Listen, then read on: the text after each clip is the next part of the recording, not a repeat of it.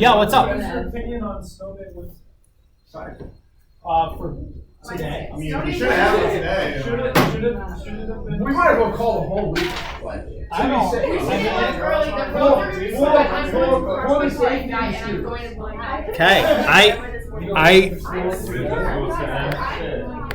When I go out for So my drive in this morning was fine. What time did you get here? 7-ish. It took me like I can't wait till the morning. Do you know an hour and 20 minutes? I understand. this flies out about 5 park hour. You know, kind of why we're going to have this is final setup, and he would have gotten to school quicker.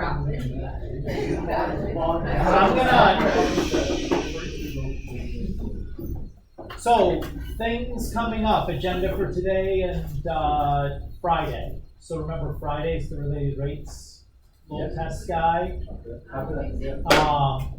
So that'll be like, you want to do that the first half or second half of class? Okay, first half it is.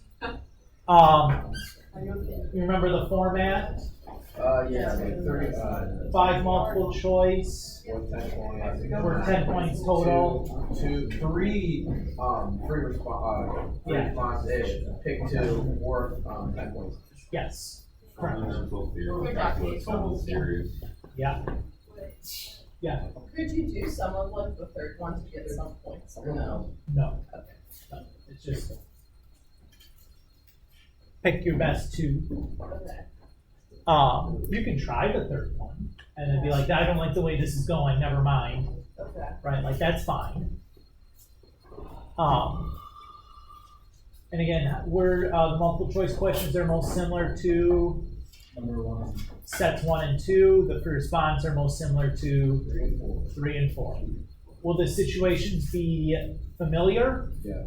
Yeah. So if you've done the problems, the situation like water being drained out of this, or like a spotlight turning, or a person walking away, or like should be familiar settings to what we've seen in the practices. Okay? So I didn't invent anything crazy and new. And like, oh no, I've never heard of this before. It's like if you did the problems, you've heard of all the scenarios. Okay? So it should be relatively familiar. Does that feel good? Today, I want to go back and do 5.3 properly. There's a little bit of example from like AP style free response I want to do based on 5.3, and I'd like to do 5.4 today as well. Since we've already kind of seen the idea for 5.3, I don't think it'll take that long to go through. So the first thing we do in section 5.3 here is we introduce this new function. So this function is in terms of an integral. So this function g of x, the input for our integral is the upper bound, or the input to our function is the upper bound on our integral, right? So the way you want to think about it, it's like an accumulation function. It's like the area so far. So starting at a, and then like when x is a plus 1 and a plus 2 and a plus 3, you're accumulating more and more area under that curve. Does that feel okay? So the outputs of this function g of x are areas under f of t. Does that feel okay? So to get a feel for this, like here's an example of some function f of t. And we've written our function g of x equals the integral from 0 to x of f of t dt. And I'm just going to generate some points for g. So I'm going to find g of 0, g of 1, 2, 3, 4. And I'm going to plot these and look at what the graph of g of x is going to look like. Everybody feel okay there? So to do this, I'm going to remember that an integral is really the same thing as the area under the curve.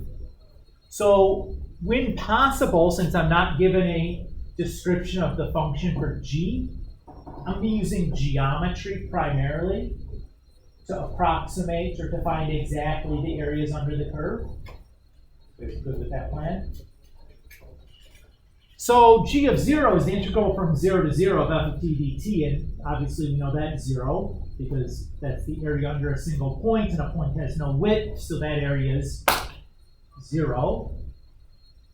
If I do g of 1, that's like this area here.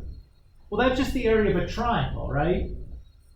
So I just did 1/2 base times height, and I get 1 for that.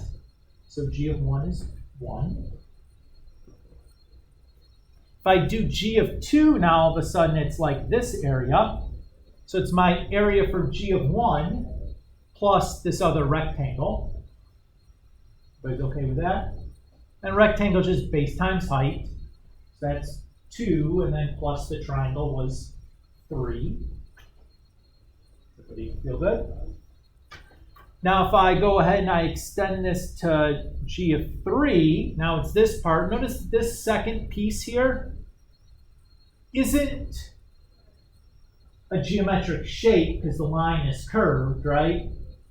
What I'm going to do is just kind of approximate that, you know, where I'm just going to kind of eyeball it, and it looks like, well, I have, if I take a little sliver of this out to fill in here to make 1 unit, I might have 1/3 of another box. So let's call that 1.3. Best I can do without knowing the function's name. Is everybody okay with that idea? Okay. And then since that's an additional 1.3 plus the stuff before it, so that's 4.3 then, right? Because we know that the rectangle and the triangle were 1, 2, and then 1.3. So far, so good. And then if I look at g of 4, I have this positive part, and then I have some part below the curve, right? And that's a negative. And if I eyeball, it looks like this part below the curve is the same as like this section above the curve, that those look like the same area-wise. So they're just going to cancel each other out. So I'm left with 3. And again, I don't know that they exactly cancel each other out. I'm making an approximation because just using my eyeballs, they look like the same shape above and below. It's okay. Best we can do right now. And then if I take the last piece, I picked up another additional one of these under there. So that's like another negative 1.3. So I had my 3 from last time minus that 1.3, so I have 1.7. Does everybody feel okay with what I did there? Again, basic geometry, a little bit of approximation. You know, if you called these pieces like 1.2s instead of 1.3s or 1.25s, like, that's fine, you know. It's just an approximation, just a guess. So if we plot this now, this is what my graph of g of x would have looked like. You know, like I plotted 0, 0, and then like 1, 1, and then 2, 3, and then 3, 4.3, and then 4 was 3 again, and then 5 was like 2 or 1.7 or something, right? Does that feel okay on what I did there? So what I want to ask you guys now is there a relationship between the derivative of this function and f?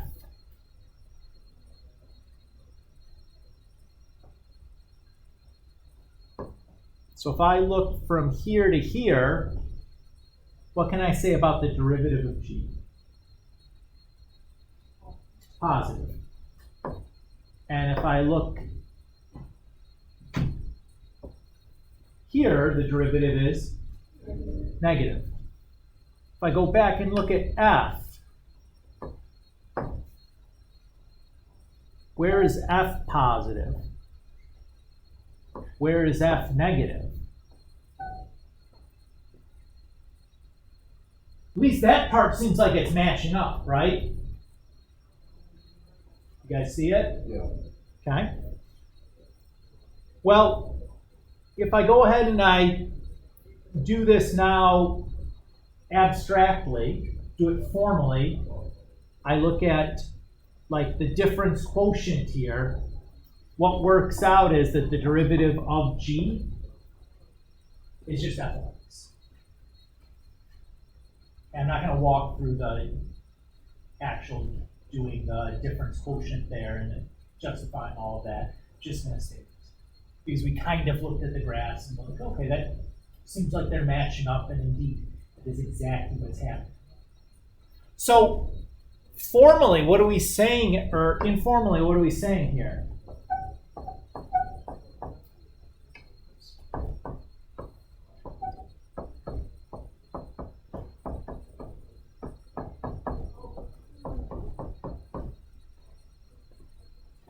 We're saying this is what's happening, right? In other words, what would we say? That the function of differentiation and the function of integration kind of act as inverses to one another, right? Derivative cancels out the integral symbol would cancel out the derivative. This is essentially the fundamental theorem of calculus, part 1. Those two functions are going to act as inverses of each other. Or kind of like inverses. Because if I take the antiderivative of, if I try to integrate the function, all right. So we have that, that's exactly what we wrote down. So let's do this to find the derivative of g of x, just to kind of check here.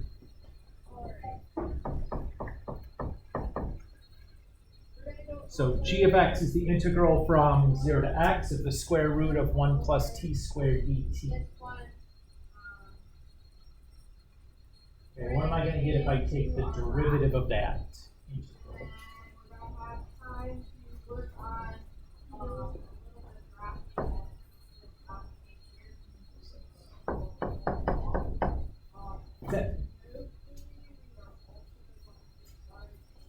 You're right.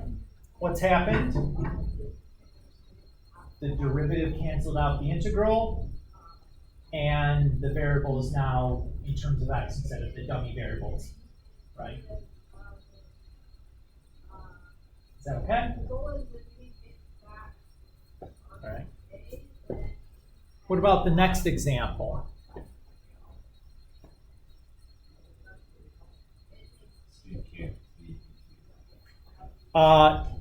Well, does it matter that this is x to the 4th instead of just a regular x?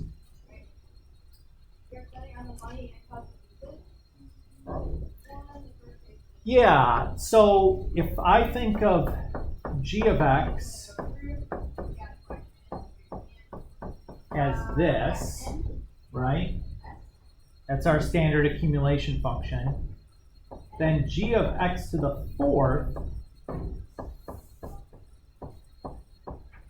would be this, right? Is everybody okay with that? So g prime of x to the 4th, or I should say, the derivative of x, g of x to the 4th will be g prime of x to the 4th times the derivative of x to the 4th, right? Is a chain rule happening there? Is everybody okay? So, what's the derivative of g of x? Secant x. So, the derivative of g of x to the 4th will be secant x to the 4th times 4x cubed. Is everybody okay there? So again, the thing to watch out for is if this guy is not x, then there's a chain rule thing happening going on, right? Where you're just talking about like a composition of two functions. And that's fine, right? Like we know how to handle that. You just have to look at it, squint at it the right way and see it. Where was he getting? Oh, it's just get revive. You good? Okay. Does everybody feel so far so good? All right. So big payoff now. Remember we've been talking about how do we calculate this area under the curve, right? We've gone and used like these limits of Riemann sums, which stunk. We've talked about, well, maybe we can just use geometry under certain circumstances when you have things that are like composed of like circles and rectangles and triangles and stuff, and we can like, you know, do a little bit of geometry to add these areas up and compute. But in general, this has been difficult. It's about to get a whole lot easier here. So the fundamental theorem of calculus part 2 gives us a formula to compute these definite integrals. It says the integral from a to b of f of x dx is the antiderivative of f evaluated at b minus the antiderivative of f evaluated at a.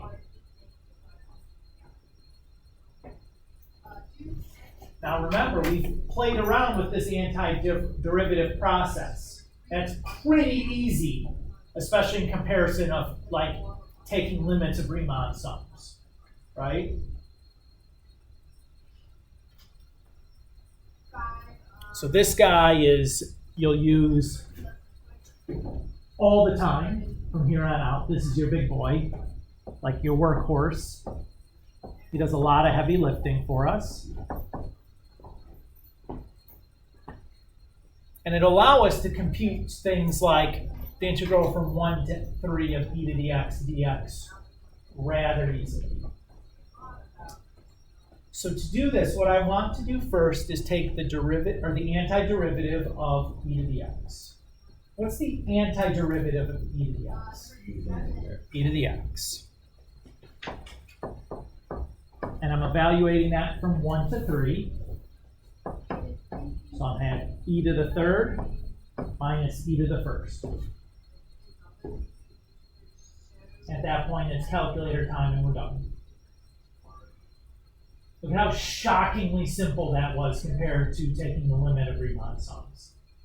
Right? Will they always be this simple? No, we're going to build in complexity because the more complicated our base function is, the more difficult that integral can become. But even relatively benign looking things can become like really difficult integrals, and maybe integrals that are impossible to do by hand.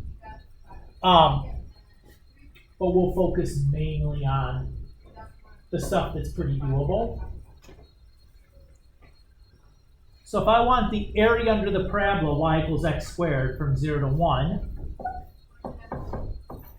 since we're talking the area under the curve, we're talking about taking the integral from 0 to 1, right? Okay. So to do this, I need the antiderivative of x squared. What was the antiderivative of like x to the n?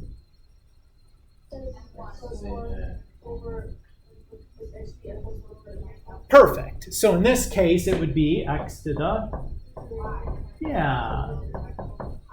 So that's going to be 1 to the third over 3 minus 0 to the third over 3, or 1/3. Woo! Look at how fast that was to do that. Who likes this? This is a heck of a lot better than like limits of Riemann sums, right? Like, goodbye to that nightmare. It is now dead and buried. Okay. Let's say we want to do the integral from 3 to 6 of dx over x. What is the function that we're integrating here?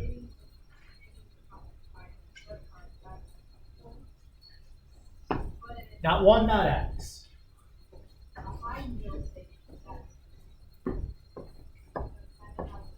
Let's write it a little bit, so it's a little bit clearer. What's the function we're integrating? 1 over x. What's the antiderivative of 1 over x? The natural log. Now, technically, it's the absolute value of natural log absolute value of x, but both of our values are positive, so like it doesn't really matter to us that we did that, right? And what's the natural log of 6 minus 3? That's something you should be able to simplify with no calculator in your head. Not natural log of 3. Natural log of 2. Very good. How'd you do it? Very good. So the quotient rule for logarithms says subtraction outside the logarithm can become division inside the logarithm. 6 divided by 3 is 2, so I have the natural log of 2.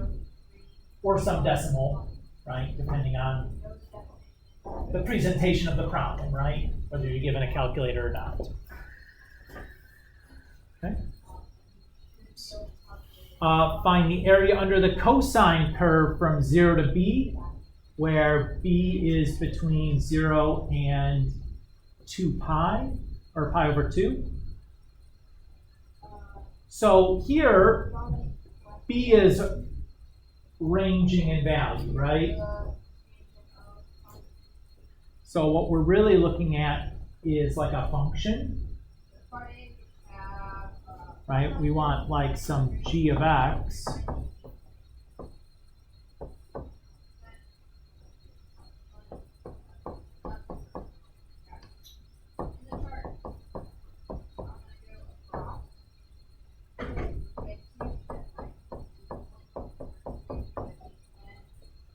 So we want something like that.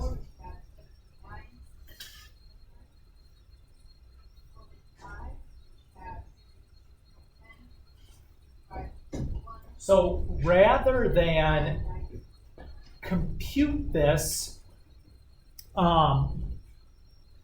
potentially, like compute this area potentially infinitely many times, let's just do this for one value in general. We'll call that value b.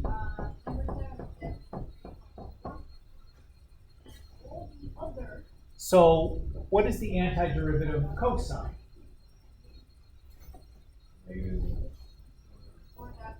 No, Just sine.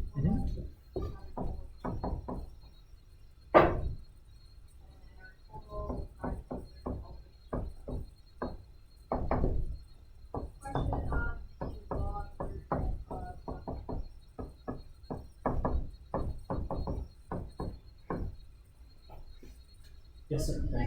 Sure. And now that I have this,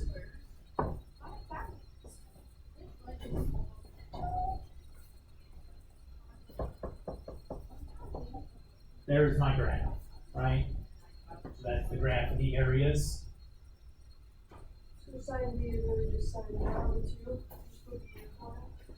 Well, sine b is all the values assigned between 0 and pi over 2, right? Because b could be any of those values. So instead of, like I can't list infinitely many values for the area, I'm just going to describe the area function and draw its graph from 0 to 2 pi, or 0 to pi over 2. And that's, oops, that's not what I meant to do, Joe. That's pi there. Oops, daisy. That's pi over 2. Excuse me.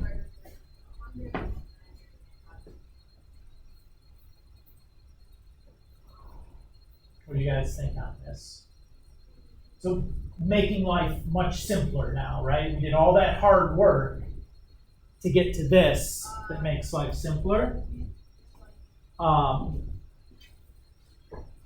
Let's look at some examples of problems from the AP that are based on using this concept of the fundamental theorem of calculus. We'll do 1 or 2 of these and we'll dive into 5, 4, and we'll be finished for today. Sound good to you guys?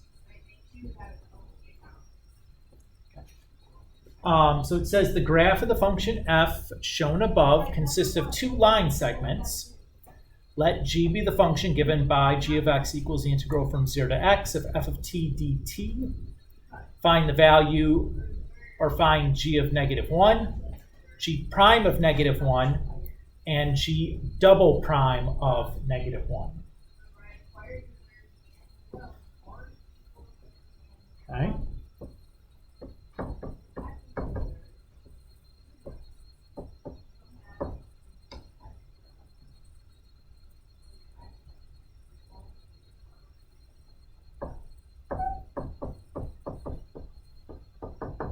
So g of -1 means this, right?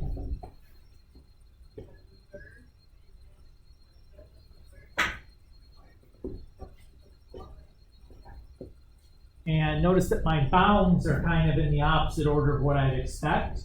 It's usually I want to think about going from left to right.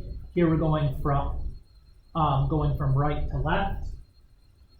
So I'm going to flip my bounds. In order to flip my bounds, I need to negate my integral. So that's where I'm picking up the negative sign here. And I'm just looking at this area. How am I going to compute that area? Using the area formula for a triangle, 1/2 base times height. So I have -1/2. My base has width 1, and my height is 3. So I have -3/2. Because I flipped my bounds. That was one of my properties of integrals from 5-2, I think. Why did you have to put it down? So if I'm going from, this is from going from 0 to -1. It's like going that direction. That's not what I want, right? I want to be thinking about accumulating as I'm going to the right. That's why I flipped my bounds. You could also think about like, oh, if I have to go to the left, I'm just getting a negative answer. But sometimes you have like sign changes going on at the same time and it can get confusing. Here's why you go to the right. That's typically makes life less confusing with the negatives if you do that. Brooks? I pretty much do that with every single one. Like the last example was like natural log of 3. There was like the interval 3 to 6, but all you gotta do is subtract 6 from 3 because you're just trying to find the distance. Well, it's because 3 to 6 is you're going to the right. I thought that you were always going from the higher number to the lower number. No. Lower bound, upper bound. So start, end. Okay. So I always want to be like accumulating to the right. And then the signage works like you'd expect. If you accumulate to the left, all the signs are opposite and it gets confusing. Okay? Everybody's okay with how I computed this though? Relatively easy, right? G prime of x then is going to be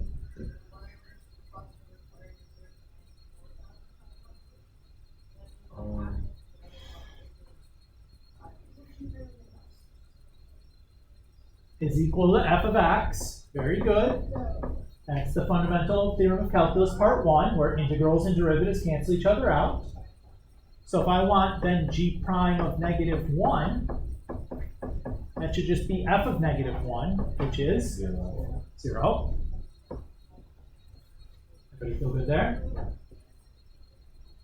So what's g double prime, the second derivative of g? First derivative of f. That's the first derivative of f. So if I want the second derivative of g at -1, that's the first derivative of f of at -1. And how do I find that?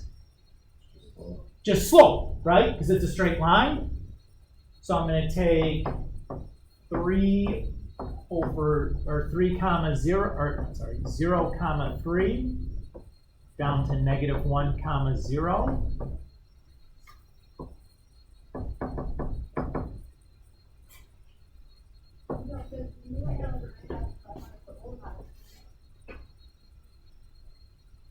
Does everybody feel good about what I did there? Pete. So the derivative of g is f, right? if I do the derivative then of both sides, Okay. feel good? Okay, good question. Everybody still on board? So far, so good? Again, like, the things that we're doing here, computationally, is this difficult? No, but you really have to understand what it is you're reading and what it is you're looking at and the relationship between these things, right? Because now we're starting to stack ideas on top of ideas, right? We're building like a house of cards. If that card at the bottom is a little bit shaky, everything kind of tumbles on you, right? Okay. For what values of x in the open interval from -2 to 2 is g increasing?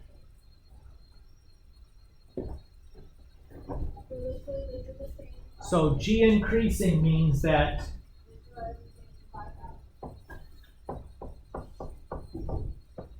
g prime is greater than 0, right?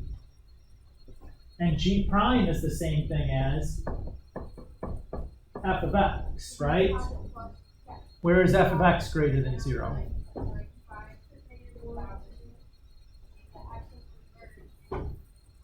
-1 to 1, right? Above the x-axis, exactly right. Does everybody feel okay? Again, just using what I know about a derivative now, but I had to like walk through integrals and to get back to what I knew about derivatives. Does that feel okay? For what values of x in the open interval -2 to 2 is the graph of g concave down? -1 to 1. So concave down is going to be the second derivative is negative, right? Concavity is talking about the second derivative. So that's the same thing as where the first derivative of f is negative. From 0 to 2. Excellent. Because we have a negative slope on that case. So concavity does not matter if it's above or below the x-axis, it's just looking at the slope. But Concavity does matter above or below the x-axis for the second derivative. We interpreted the second derivative of g as the first derivative of f. That's why we just had to look at slope. okay. Because the second derivative of g is the same as the first derivative of f. And that's why we got away with looking at slope for concavity instead of above or below. When would we look at above or below? If you had the graph of g, Okay. or the graph, so you could generate the graph of g prime, right? I don't have the graph of g. I don't want to make the graph of g. Yeah. I'm not interested in that. That stinks. That's going to be really time consuming. I want to rewrite this whole problem in terms of f because I have the graph for f. And the graph for f is easy to use. Does that make sense? Yeah. So it's about like, what am I given in the problem? It's okay? Okay. It says, on the axes provided, sketch a graph of g on the closed interval -2 to 2. So I don't, obviously there's nothing provided here.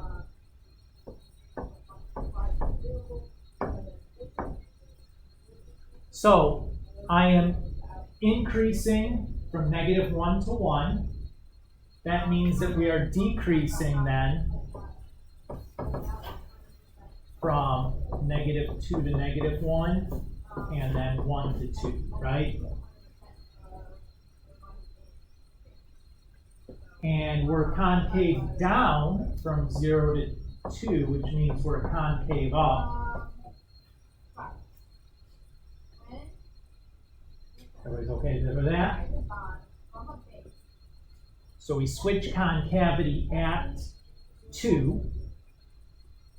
All right, so we start out decreasing and we're concave up. And then oops. So we're like here, right? Everybody's good? At -1, we need to switch to increasing, but still concave up until we get to 1, or until we get to 0, where we change to concave down, still increasing. And then at 1, we change to decreasing, but we stay concave down. So I'm going to have something like that. What is G again? It's the integral. It's that function there.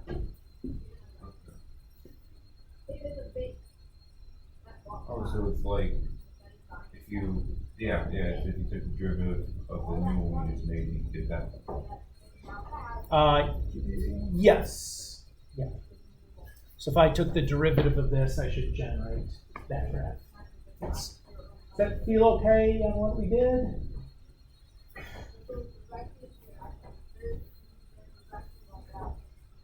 Let's do one more example, and then we'll kind of move on into 5.4 here. There's more examples in here. I'd encourage you, like, as you get closer to test preparation time, to work through some of these. I'd be happy to go through some more in class. I just don't want to spend the whole day doing examples. Okay. So again, we're given a graph of f. We're defined at g, which is defined as some integral of f, for this accumulation function of f. It says, does g have a relative minimum, maximum, or neither at x equals 10? Justify your answer. So how do I determine if something has a minimum or maximum?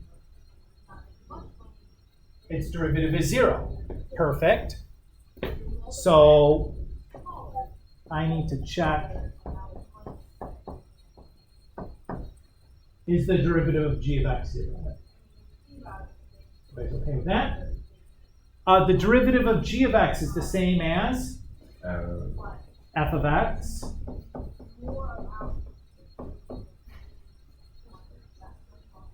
everybody's okay there? So if I look, the places where f of x is 0 are those values.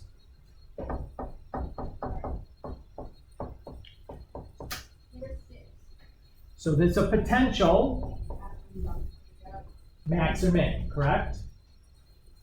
Okay, how do I tell if that critical point at x equals 10 corresponds to a maximum or a minimum? There are 2 ways that we talked about. You take the derivative of it, and if it's positive.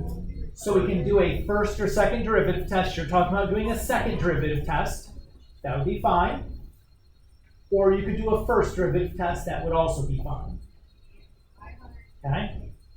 I think that in this case, I think a first derivative test is easier to do.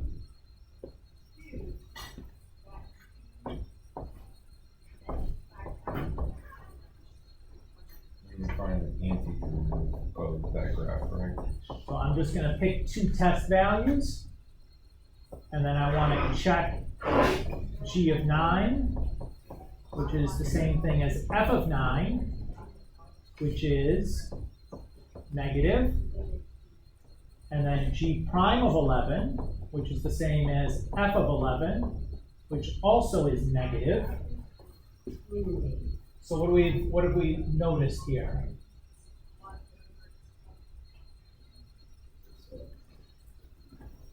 My graph of g is going to do something like this, right?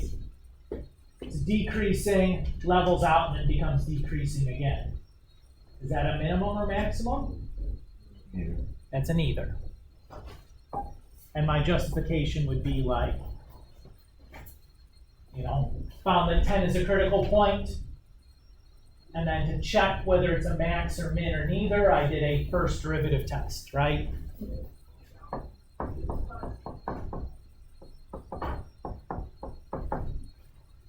That's what when I build that sign diagram and I check what's going on with the derivative before or after. All right. Does the graph of g have an inflection point at x equals 4? Justify your answer. How do I know if something's an inflection point or not? The second derivative is 0. 0. Oops.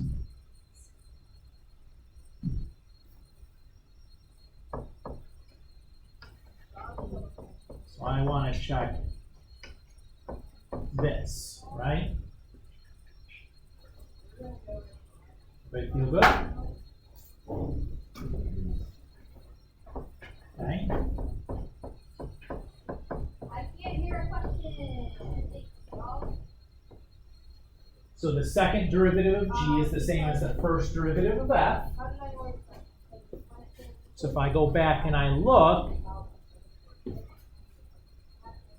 this is undefined.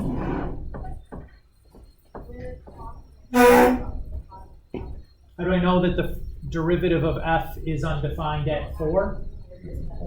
It's a corner, right? Everybody feels good on how we did that? All right, what does this tell me? Do I have an inflection point, yes or no? No.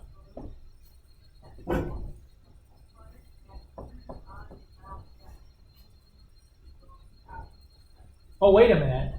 That's not the definition of inflection point. Inflection point's similar to this, but it's not equivalent. It's that the graph changes concavity. So from, concave up to concave down or vice versa, right?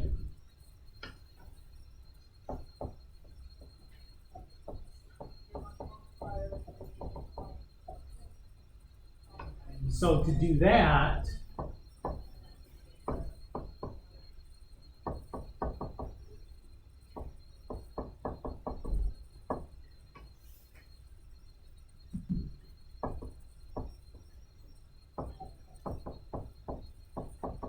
number 8. Yeah, right?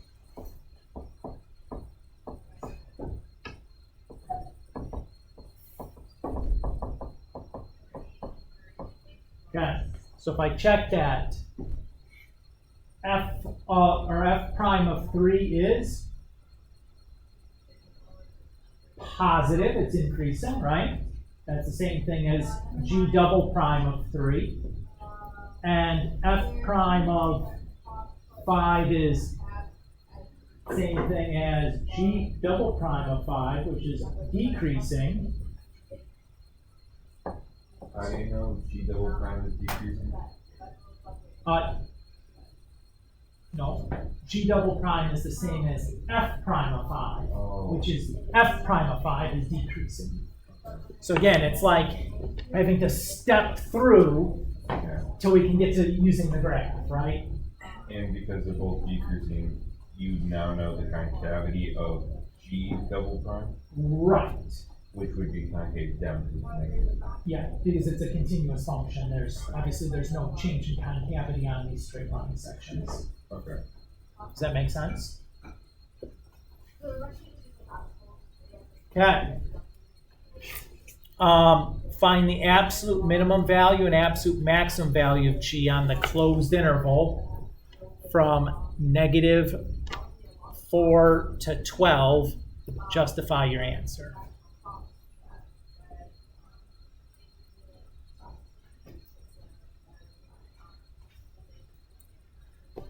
Okay.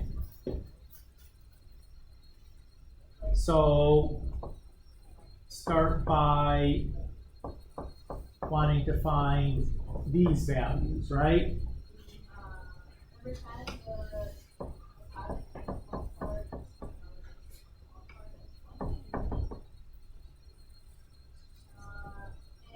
So that's -2, 2, 6, and 10.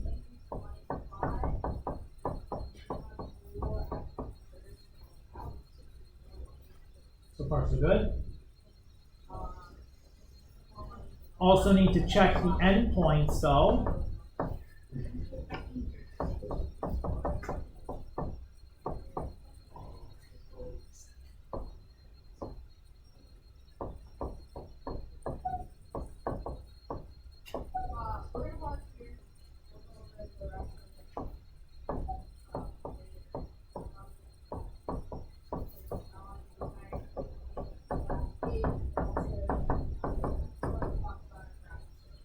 So I need to check all these values for g now to see which one is the biggest and smallest, because it's asking for absolute max and mins. You don't actually need to do first or second derivative tests on any of these, because it's absolute max and mins over a closed interval.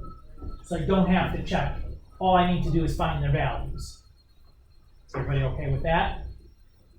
And now, I'm not even going to calculate this all the way. I think I'm going to just look at the picture and be able to isolate which one is the most. And I'm only going to calculate the absolute max and absolute min. All right, so if I'm looking at g of -4, for example, that's the integral from, what is it, 2 to -4 of f of t dt, right? I'm going to flip that. So I'm going to go from -4 to 2. So if I look at that, these two sections from -4 to 0 are going to give me 0 area. So I'm just going to have a, -4 or whatever there, right? Guess maybe I will calculate these. It's going to be easy enough.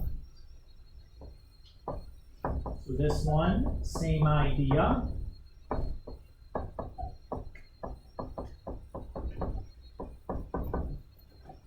So here I'm going from -2 to 2. So, well, that's going to be positive, right? It's all above the x-axis. So I have 4 times 4 divided by 2, so 8. So that's going to be -8. This one's easy. What's g of 2 going to be?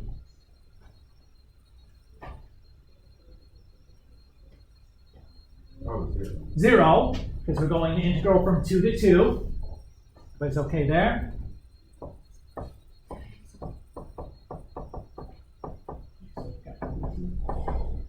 Okay, from 2 to 6 is we're talking about that section right there. 8. So that's 8. And why is this one positive? Because now we're going small to big. So I didn't have to flip the bounds. 2 to 10 is going to be going to here. 2 to 10. What's that integral? 0. The above and below cancel each other out.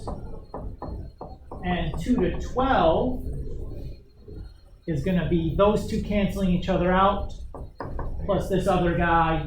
So that's going to be -4.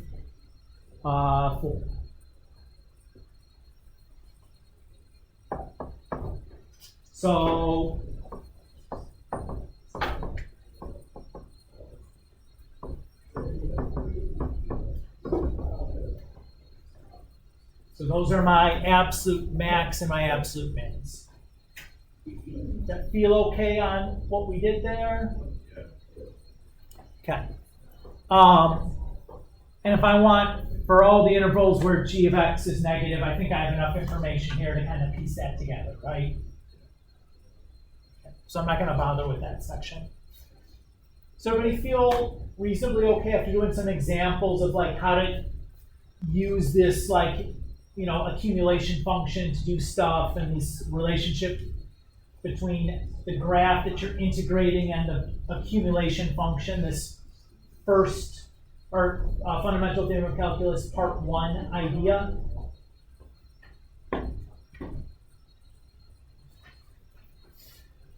All right.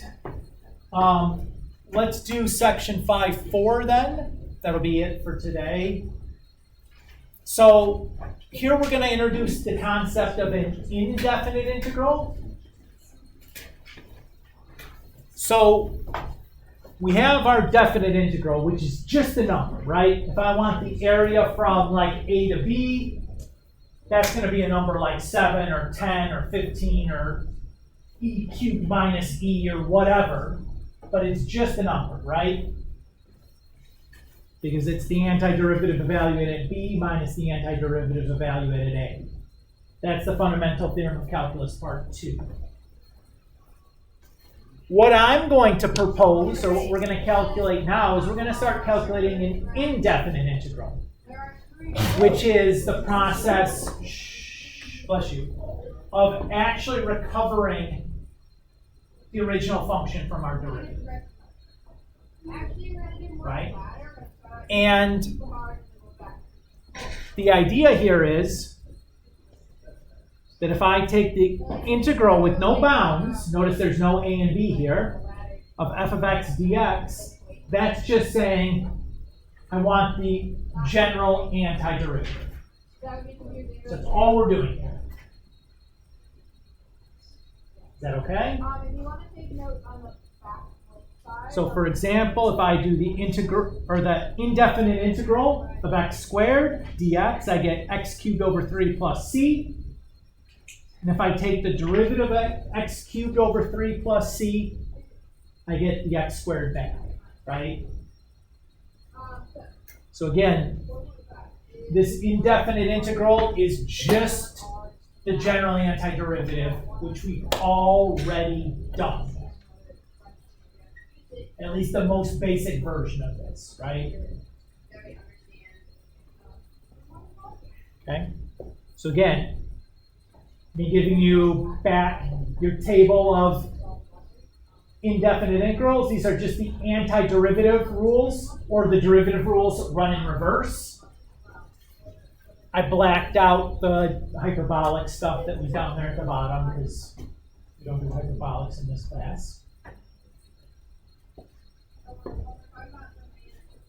So let's take a look at some examples where we ask you to find these indefinite integrals.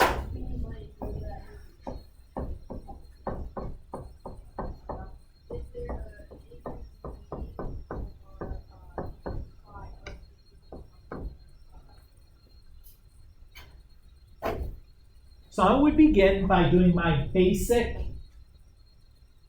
properties of integrals to rewrite this as 10 times the integral x to the 4th dx minus 2 times the integral secant squared x dx. Is everybody okay with that? Where I distributed the integral through and pulled the constants to the front. I did that all in one step because we've been doing this idea with derivatives for an entire semester, and you should feel pretty comfortable about that conceptually.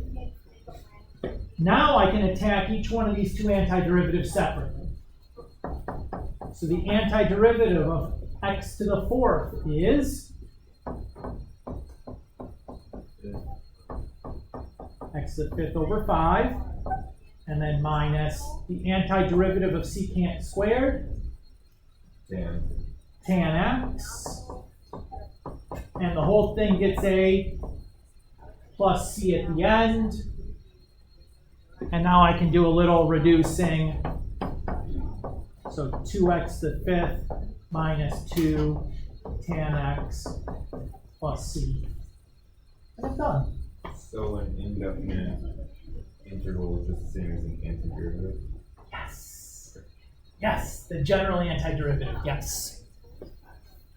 And that's great, right? I love when the stuff just like fits together and it all like, oh, look, meet your new boss, same as your old boss. Like it's, what am I doing here? The same thing we've already done? Beautiful. Love it. Fantastic. Uh-oh, Raggy. What am I going to do here?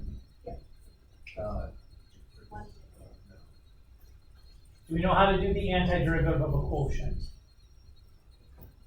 Nope. What's my first step going to be then?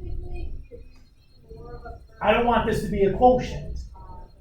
Specifically, I'm going to want this to look like one of these guys in here, right? Multiply it by -1. I look at it, I see this, right? Because I see signs in the denominator.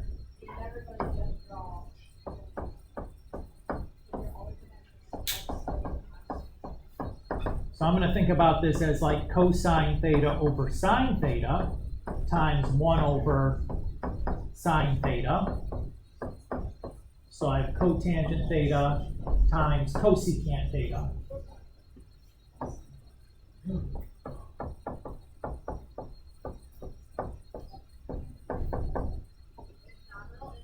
Which, and the antiderivative of cosecant theta times cotangent theta is, if I go back to my list, negative cosecant plus c.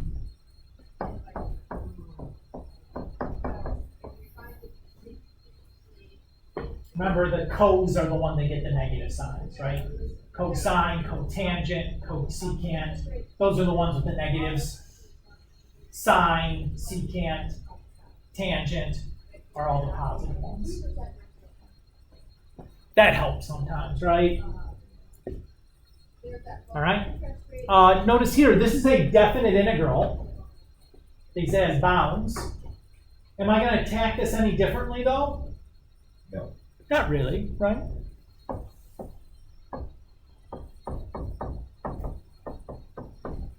Okay. Antiderivative of x cubed is x to the 4th over 4. Antiderivative of x is,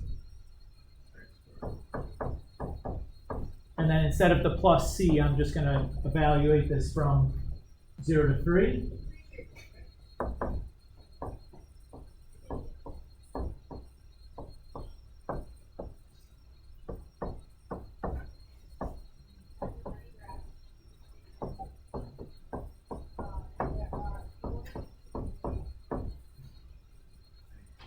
And then it's just like arithmetic time. The second set of parentheses at the end is like the most common mistake students will make. And just forgetting to do the distribute the negative through. Mark's like, I can see you doing that. Yeah. Yeah. Okay.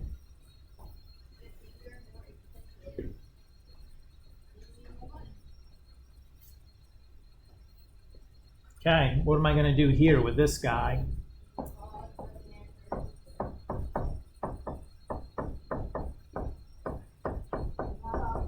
What's the scariest piece here? 3 over x squared plus 1, right? So ideally,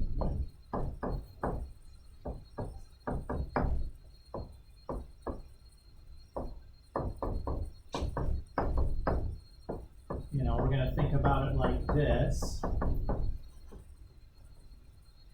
right? We're going to have 2, and then the antiderivative, evaluated from 0 to 2, and then 6, the antiderivative, evaluated from 0 to 2, plus 3. What's the antiderivative of 1 over x squared plus 1? Tan inverse, guys. Tan inverse. Again, getting a little soft on these formulas. You gotta go back, make some flashcards, get them re-memorized. They're not going away. You need to have these like stone cold, instantaneous. It'll make life enormously easier to go ahead and memorize these. In fact, we might have like, let's get through this related rates thing, but I might have like a memorization quiz before the chapter test here, just to help you incentivize you to do this, because, yeah, it's free points if you got it memorized. It's free points. It's literally a memorization quiz. Like, you should be like, yes, please do this. Make it a test. Great. I want all the memorization points possible. Like, give them to me.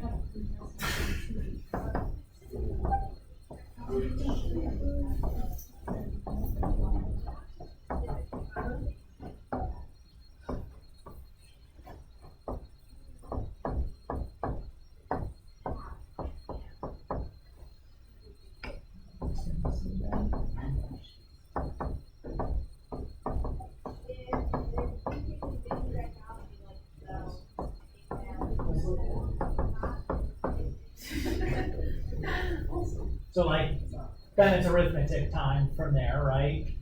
Everybody's okay with what I did? Again, I'm getting a little hand wavy here. Oh, what do I do with this then? What's that? Probably just divide these. Yes, yes, 100%. So Mark says, let's just think about it this way, right? So then I get 2 plus t to the 1/2 minus t to the -2. That is enormously simpler to integrate. So my antiderivative of 2, my antiderivative of 1/2, and my antiderivative of that guy, and then evaluate from 1 to 9.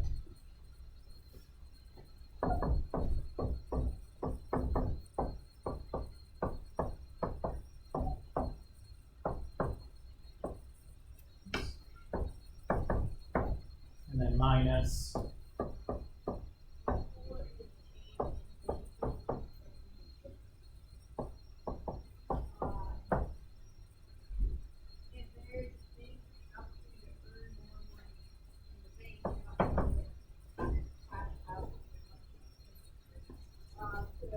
and then again, like arithmetic time. Does that feel okay, what we've done? Again, we've connected now the dots between this antiderivative thing we started the semester doing and these area under the curves that we've been calculating. We can now use one to do the other. I love when I get equivalent processes because AP loves to like ask you to do one thing, but you have to do the other to do it. Right? Like find the area under the curve, and they need to use the definite integral to do that. Or find this definite integral, but to find that you have to do the area under the curve. You know, like, yeah. Just to make sure you understand the relationship between the two. But we love to ask you to do one thing, but really we need to do the other.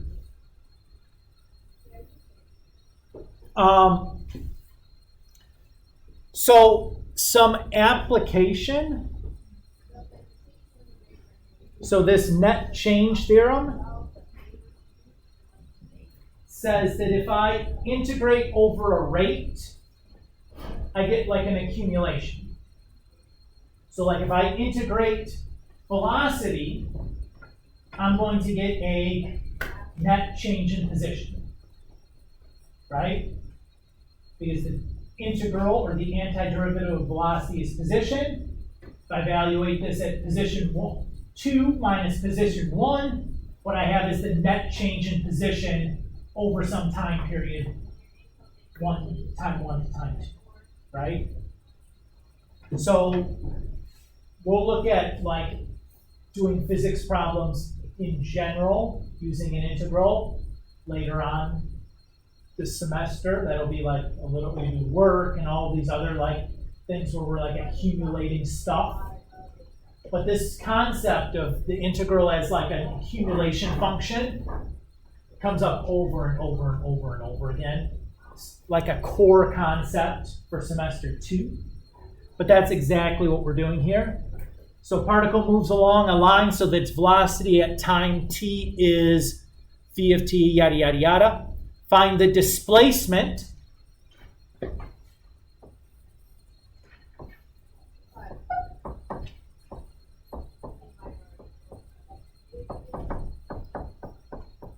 That means net change in position on the time period 1 to 4. So that's just the integral from 1 to 4 of v of t dt. Everybody's okay with that idea?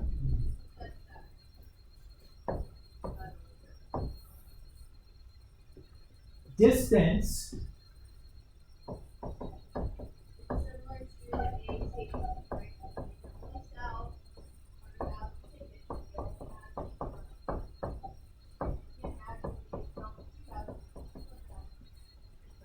So if I want the total distance covered, I need the time that I move, the distance I move forward, plus the distance I move backwards to give me the total distance covered, right? If I spend all day walking back and forth between the door and my desk and end at the same place I started, I've covered 0 change in position, but how much distance have I walked? A whole heap, right? So how do I do that? How do I accomplish this with an integral?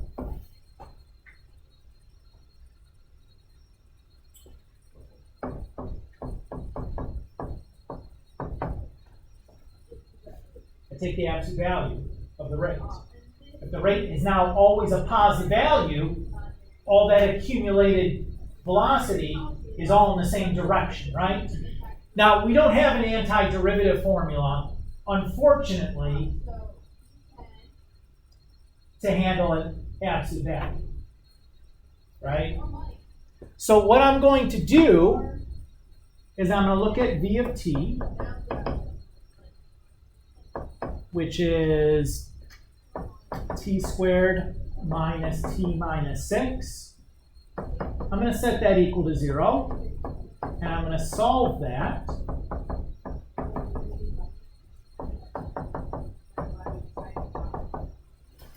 Right? So that's going to be the only possible places where I change direction. I'm going to pick some test values.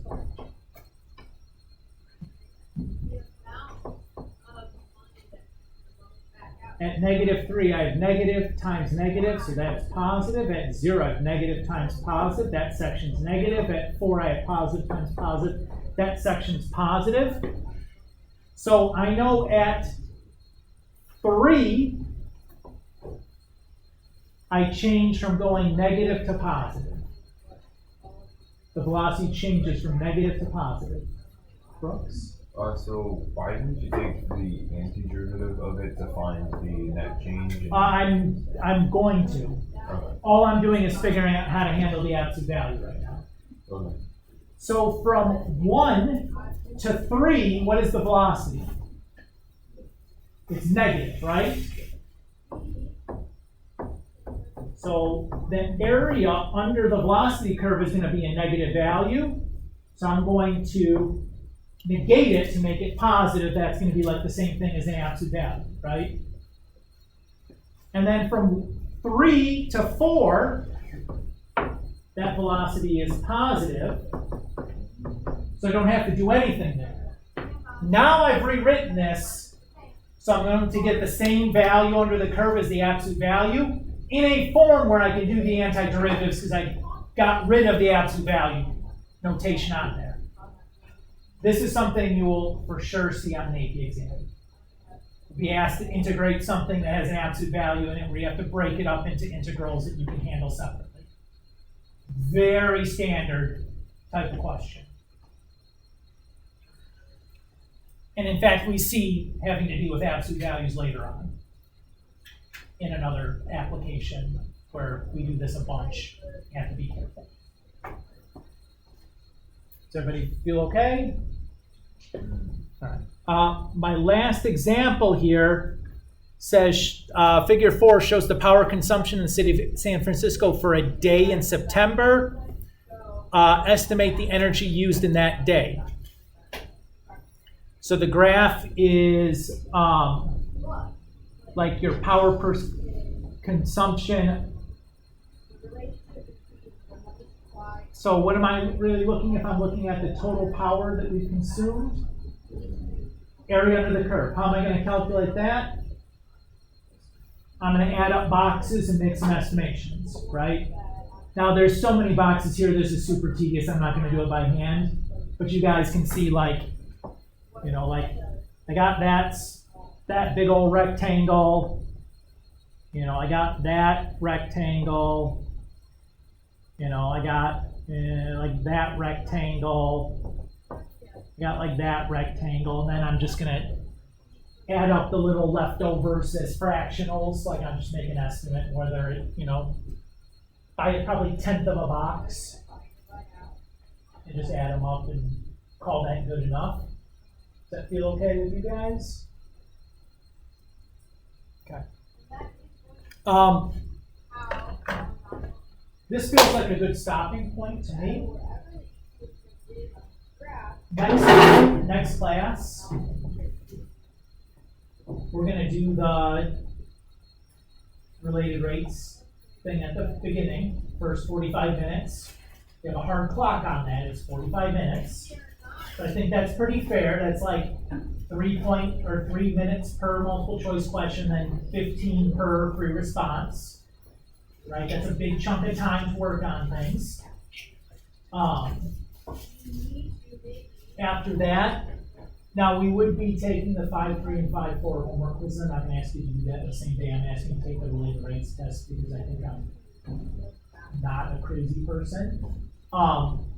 So we'll probably just talk about 5.5 in the following class period. We'll do the 5.3, 5.4, and 5.5 things.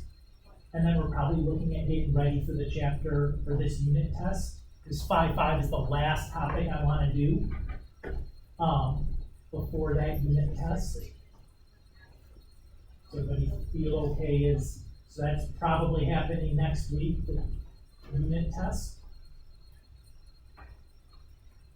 Keeping in mind, we'll have like a data review where we'll do some problems and stuff, and probably end of next week. Yeah. So what's the plan if there's no question? You should plan on taking it the next class day.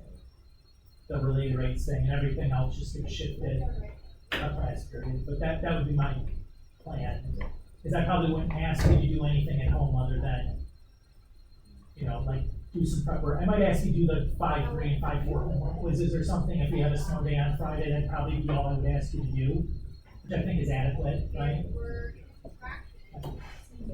And we'll do the related rates when we get back, and 5.4 when we get back. That cuts down the homework quiz the next time because it would just be tough. Yes. Sure. Yeah. How you guys feel like things are going? Is this good? Yeah, I mean 5.1 and 5.2 are hard because like you're building something you're not actually going to use. Like you're trying to get someplace once you got there. It's like, oh, and it's just like the same as first semester, kind of just in reverse. Wonderful. And at some point here, remind me when we do 5.4 that I need to show you the calculator piece. Because there's some calculator stuff I need to show you about integrals. But I don't want to do it yet.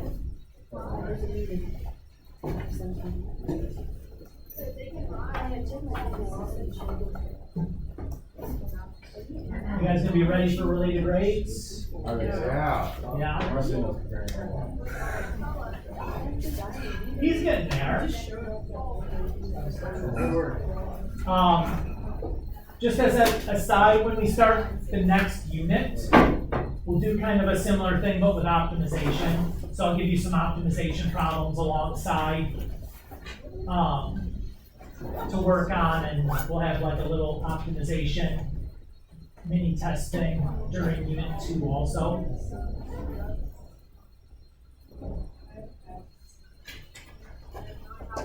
Is the time frame of the test getting problematic? Like,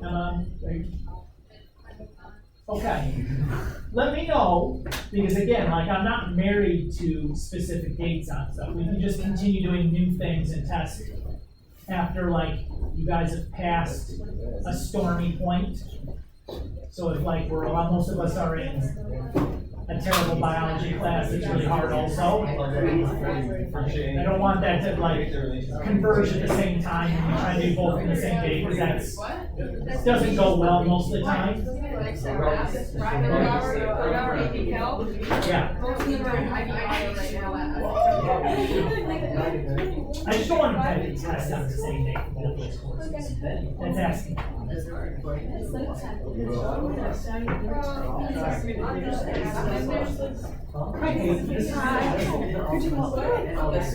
I thought I would know how to do it when I got home, and then I was looking at it and I got excited.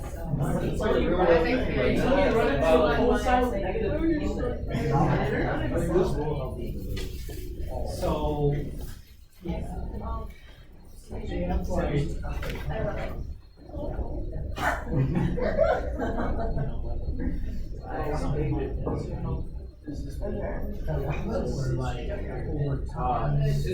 It means you're a normal human. That's what. Yeah, why are we Way back when you said that.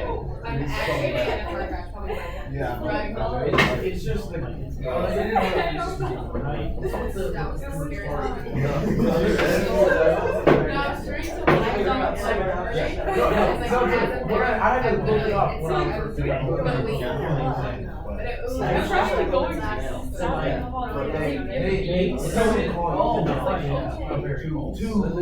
It's two, and they can't wait to now. Cut themselves. They wouldn't see it. So I know the volume is 1/3 area of the base. I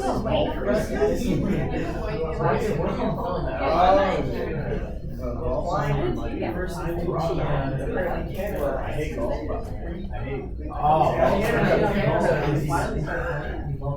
Yeah, you can literally get arrested. You want to know You can literally get arrested. we don't have this guy though, and that's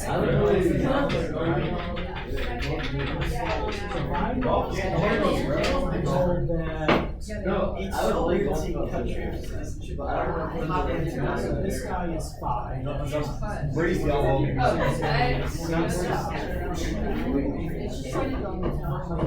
One. I hate the ones that take it. Like my brothers. Those guys are gonna be similar. Yeah. So I can do like. Okay, so, yeah. Base is and that's what I'm going to into this. No, yeah. Yeah. Price is just like power. Okay. Now it's only just 85. Okay. I just didn't know how to get it. Just watch. I think the image is really sweet when I'm excited. The drop one. Yeah, it's like you see like Charlotte Yeah. Wilbur eats out of the big Yeah. trough or whatever. But that's the idea. It's like something you pour feed in for your cat. Okay. Water, whatever. Okay. From the farm. Right.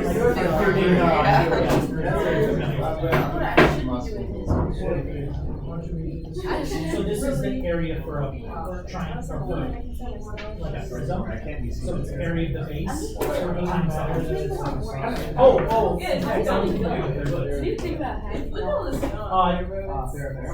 the isosceles is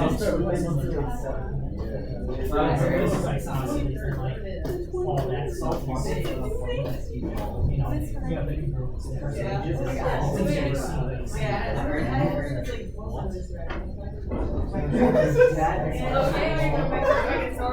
Oh, interesting. Yeah, I wouldn't, because there's no way to get the default in out of that, so I was like, yeah. So I would do area of the base times the height.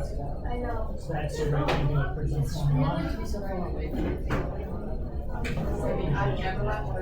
You make friends.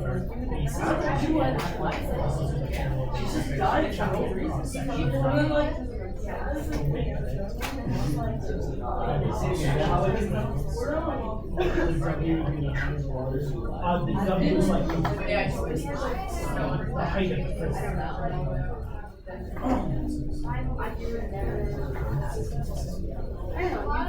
H is like the E is like the base and once you've seen it drawn, that helps. Yeah, exactly. I do triangle.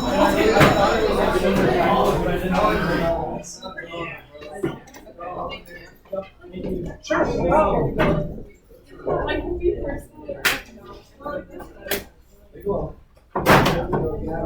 Thank you, Dr. Gatlin. You're welcome. Have a great day, guys.